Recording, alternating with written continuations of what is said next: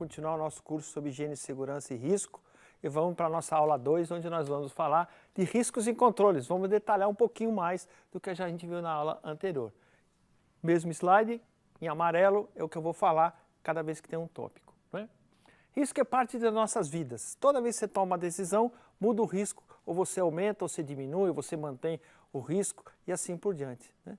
Quando a pessoa fala, por exemplo, tem mais risco eu andar de carro do que andar de avião, né? É uma frase que todo mundo fala, mas vamos analisar direito isso aí. Para você ir até o aeroporto, você não vai de carro, ou de ônibus, ou de táxi? Então, quando você vai fazer avaliação de risco, também tem que botar isso no acidente do seu avião. Então, tem uma série de peculiaridades muito interessantes sobre risco, né?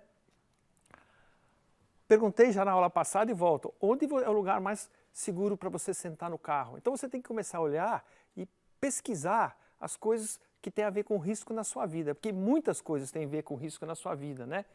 Cada vez que você tem um filho, por exemplo, você abre portas para muitas alegrias, mas você abre portas para muitos riscos de sofrimento. Se ele se adoentar, se ele se machucar, né? Então, tudo tem risco, tem um lado positivo e tem um lado negativo. Você vê um exame médico, por exemplo, você pega o resultado do seu exame médico e você vai olhar se aquele resultado do seu colesterol tem desvio padrão, porque o risco está relacionado com isso, com a precisão do exame. Ou você pega um exame, se você está com AIDS, você não pergunta qual é o número de falsos positivos? São coisas básicas para quem está interessado em risco da sua vida, né? Claro, tem riscos financeiros que você pode perder no mercado, riscos geológicos, que a mina que você achava que tinha 1 milhão de toneladas não tem, tem riscos amorosos, que você toda vez que envolve com uma pessoa você pode se decepcionar, ou ela com você, tem riscos ambientais, riscos tecnológicos, vou contar só um exemplo de risco tecnológico. Quando todo mundo usava lata de estanho, né, tem propriedades organolépticas, não mexe no cheiro da comida, no sabor da comida, era uma beleza. Aí um cara resolveu fazer latas de alumínio. Em 6 meses, metade das empresas de extração de estanho da Malhasa fecharam. Em 6 meses, fecharam todas as minas do Brasil, menos uma de Pitinga, que o material estava à flor da pele. Então você está correndo risco tecnológico. Você monta uma empresa, por exemplo, e se a tecnologia mudar, né? Onde é que estão as máquinas de datilografia? Né? Onde é que estão as câmeras antigas de revelar? Onde é que estão? Muda a tecnologia, muda tudo, né? Então nós vamos focar em risco de acidente do trabalho e riscos ocupacionais. Esse é o foco. E nós vamos abordar de modo conjunto, né? Se você olhar risco na segurança do trabalho, você está principalmente olhando acidente. Se você olhar doenças no local de trabalho, você está focando principalmente na parte de higiene ocupacional. São relacionadas, claro, um cara fatigado com estresse pode causar um acidente, o vazamento, que é um acidente numa usina, pode ter um gás que depois cause uma doença ocupacional. São muito interrelacionados e a gente gosta de apresentar isso junto. Então, esse slide resume isso para mim. Risco, nós vamos olhar risco de acidente, segurança do trabalho, risco de higiene ocupacional, as doenças. Segurança do trabalho é um curso de especialização de 600 horas que te dá nova atribuição profissional no CREA. Você vai ser engenheiro mecânico, depois você vai lá e põe engenheiro de segurança do trabalho, com nova atribuição e com documentos que só o engenheiro de segurança do trabalho pode assinar. Se você fizer um curso de 360 horas, você faz o curso de higiene ocupacional e você vai ser um higienista certificado na ABHO, Associação Brasileira de Higienistas Ocupacionais, né? Uma coisa que eu quero botar de risco é que você tem risco quando você faz um projeto. Você vai fazer o trabalho de formatura, você vai fazer um projeto. Em geral, na escola, a gente faz projeto, planejamento para rotina. A vida começa depois. São as anormalidades que vão acontecer na operação, as emergências, as mudanças, a manutenção.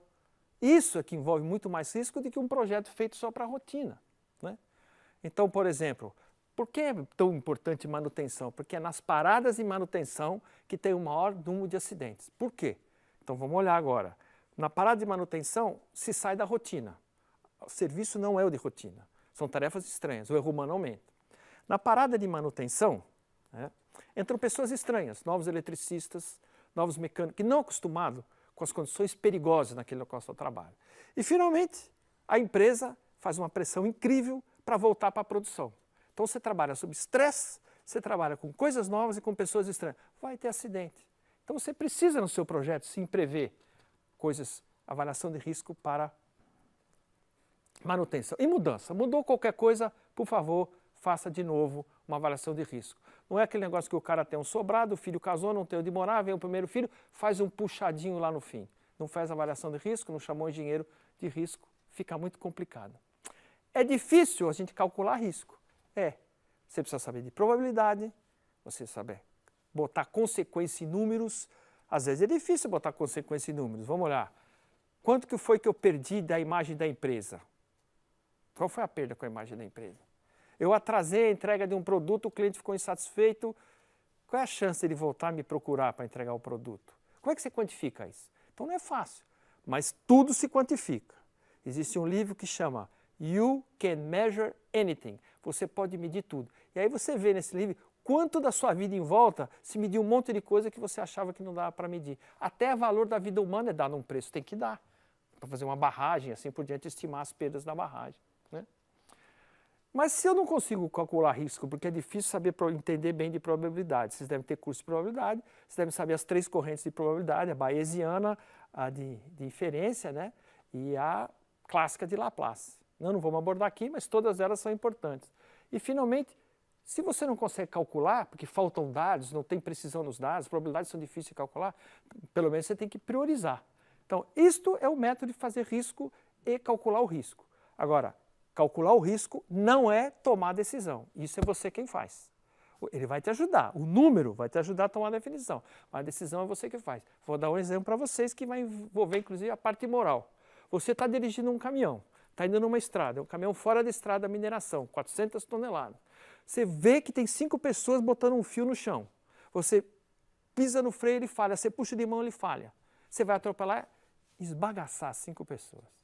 Mas com o canto do olho, naqueles 2 segundos que ainda tem, passa a sua vida na sua cabeça, e você vê uma ruazinha que dá para virar para a direita, e você dá para virar o caminhão, ele não capota, e você salva aquelas 5 pessoas, mas infelizmente tem um cara fazendo alguma coisa com uma enxada no chão. Aí eu pergunto para você, você mata 5 e vai em frente? Ou você vira à direita e mata 1? Você não conhece nenhuma das 5 pessoas. É um dilema moral. Tem risco. Vai matar 5 na frente ou vai matar 1 à direita? O que você decide? São problemas interessantes da área de risco. Né? Eu vou dar um exemplo, um caminhão fora de estrada, que eu acabei de falar. Esse pneu aqui tem 3 metros de altura, 420 toneladas. Uma jamanta aqui na Raposo Tavares tem 20, 30 toneladas. Esse tem 400 toneladas. O tamanho disso. Então, trocar um pneu desse caminhão não é brincadeira. Agora, quando um pneu desse explode, a energia dele joga você a 500 metros de distância.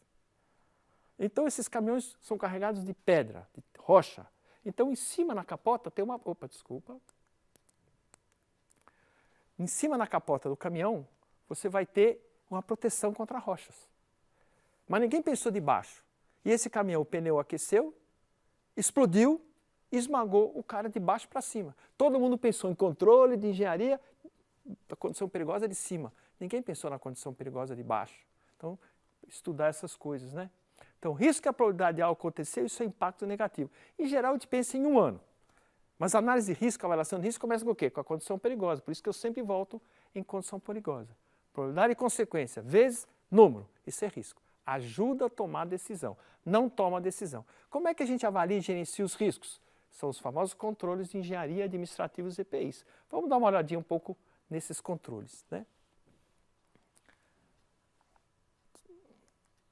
Controles de tipos, hierarquia, controles de engenharia administrativa, os EPI. Vamos olhar isso aqui então. Eu posso pegar e falar que o risco é alto, médio ou baixo, mas isso é muito vago. Eu posso tentar quantitativamente. Eu preciso calcular o risco, mas eu preciso ter muitos dados de probabilidade. Qual é a probabilidade de um avião cair? Qual é a probabilidade de um carro Volkswagen bater e você morrer num choque frontal? Qual é a probabilidade de você cair de bicicleta, bater a cabeça na guia e morrer? Eu tenho um amigo que morreu de motocicleta, estacionando, todo mundo conversando, ele começou a tropeçar, foi segurando a moto, caiu no chão, não acontece nada, só que ele bateu a cabeça na guia e morreu na frente da gente.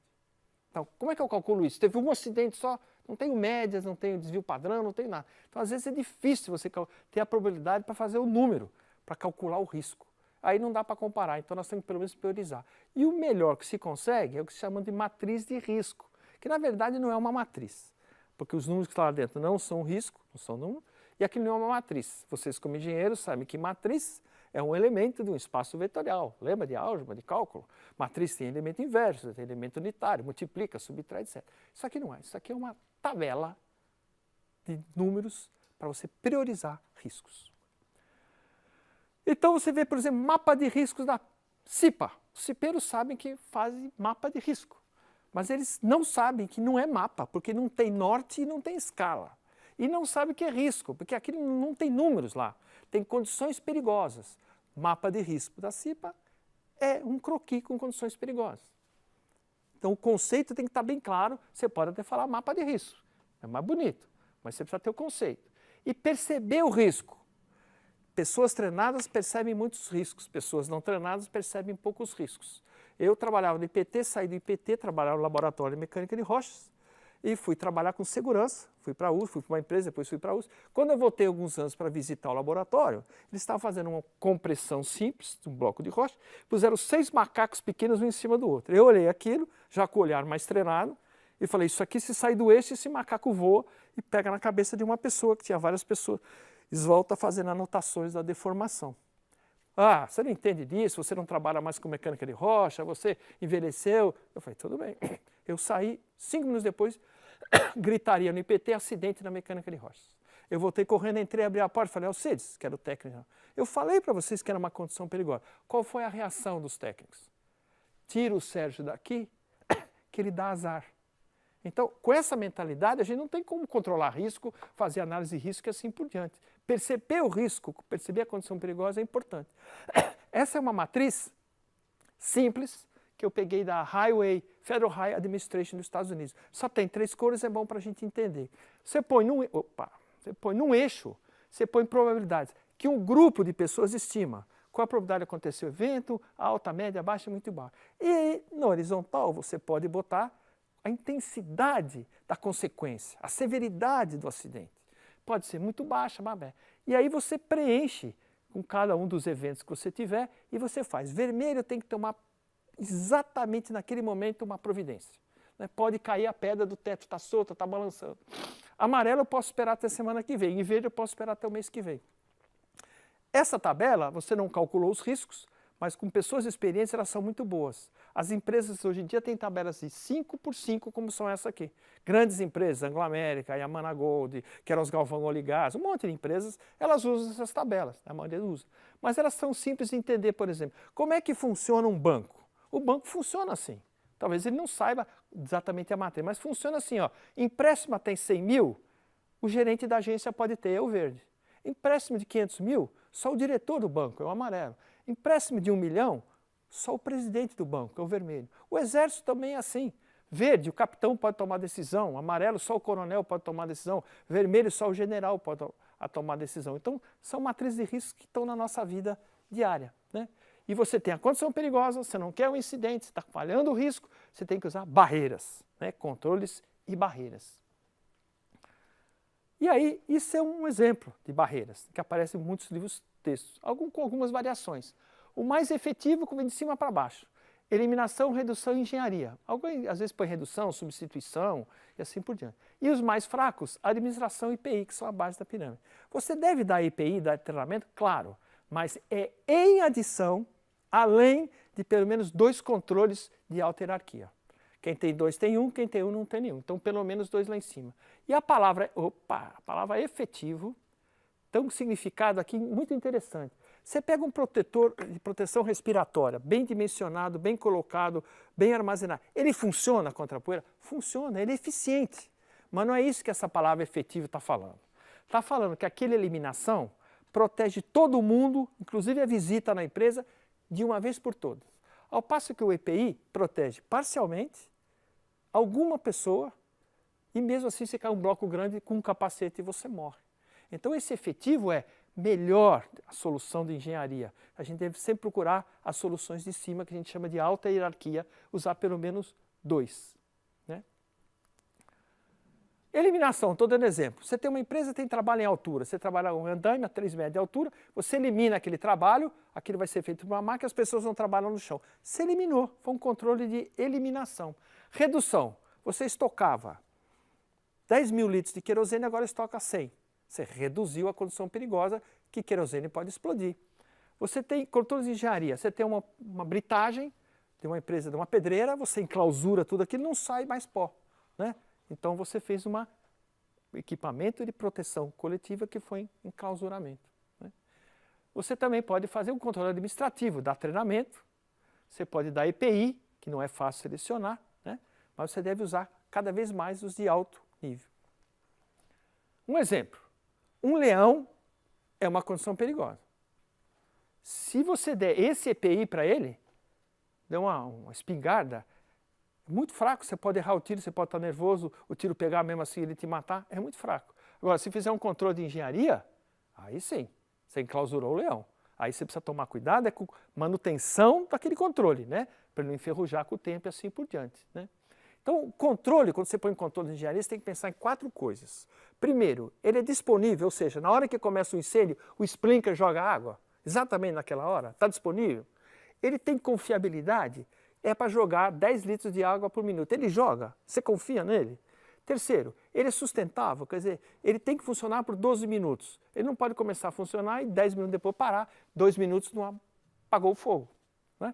E depois que você instalou e fez tudo isso, fazer manutenção preventiva e manutenção preditiva dos seus controles de engenharia. E finalmente, doença do trabalho e doença profissional. A gente pode pensar que é a mesma coisa, não é. São muito diferentes. Eu peguei até da NR15, olha, a Bíblia de vocês é aquele livretinho da BHO, e a NR15, são as NRs, normas regulamentadoras. A N15, qualquer uma, da 1 a 36, você imprime e leia. Leia porque tem as definições e tem um monte de coisa lá interessante. Eu pus até o conceito legal de acidente do trabalho, que pode ser uma lesão corporal, você está a serviço da empresa, você está viajando, você não está viajando, pode ser fora do horário de trabalho, que foi pedido hora extra, ou você vindo da sua casa, tudo é acidente do trabalho, né? Que alguns eles chamam acidente de trajeto e outro acidente típico, que você está dentro da empresa. O que é doença profissional? Você trabalha numa certa atividade que tem poeira de sílica, você vai pegar silicose, está trabalhando em cerâmica. Então a doença profissional, você não precisa mostrar causa e efeito do local de trabalho com a sua doença. Você trabalha nisso? Está com silicose? Perfeito, pode pedir a sua aposentadoria ou pode pedir as coisas que você tem direito na lei. Não precisa provar causa e efeito. Basta dizer, eu trabalho nisso e provar que você trabalha nisso, né? Então chama doença profissional e constam de uma lista de doenças do Ministério do Trabalho. Por outro lado, por exemplo de doenças profissionais, Lerdort, para quem é digitador, né? Quem trabalha com amianto vai ter asbestose, que é uma doença cancerígena no pulmão, e assim por diante. Doença do trabalho é diferente, você está no seu local de trabalho, tem milhares de locais de trabalho semelhantes, você trabalha numa usina, mas a sua mesa ficou do lado de uma máquina que faz muito barulho e você foi perdendo a audição. Mas é só naquela empresa, só naquela usina. Então você vai ter que ter sim um laudo comprovando causa e efeito. Você vai ter causa e efeito entre a doença daquele local de trabalho, que está acima do limite de tolerância, que é uma coisa que a gente vai abordar numa aula futura. Você precisa mostrar o nexo causal. Então, qualquer empresa, umas podem ter, outras podem não ter. Exemplos, surdez, varizes, tuberculose, se você trabalha em câmara frigorífica, e provar o nexo, que é o frio da câmara que te deu a tuberculose, né? Afastamento. Se você ficar com uma doença dessas, profissional ou doença do trabalho, 15 dias quem paga o seu salário é a empresa. Depois disso é o INSS. Depois você pode ser até aposentado por invalidez, né? 15 dias, quem paga é a empresa. Depois disso, o INSS. Segurança é um valor, não é uma prioridade. Prioridade muda. Prioridades de produção, prioridades locais de viagem que você vai ver, prioridades que você quer fazer na sua vida. Muda com a pessoa, com a cultura da pessoa, muda com a idade da pessoa. O que você quer fazer aos 18 anos não é o que você quer fazer aos 70 anos, são coisas diferentes. Prioridades mudam. O que a gente tem que focar é valor. Valor é vida humana, é saúde, é integridade, é ética. Se a pessoa não tem esses valores, não adianta ela vir estudar higiene, segurança e risco. Não vai servir para nada, não é? Planeje e cumpra o planejado. Isso é uma coisa que eu falo na minha aula do curso de Segurança do Trabalho. O brasileiro não planeja, quando planeja, planeja mal e depois não cumpre. Aí depois não sabe o que acontece acidente, por que cai estádio de futebol, por que cai prédio, por que cai um monte de coisa. Você não cumpre as normas de segurança, as normas de higiene, uma avaliação de risco, né? Está comprovado. não seguir normas de segurança, nunca aumentou a produtividade de ninguém, mas aumentou o número de acidentes, que você precisa então gerenciar como risco. Vimos esses 4 tópicos agora e depois vem exercícios. E faça exercícios de risco que são muito interessantes. Muito obrigado e até a próxima aula.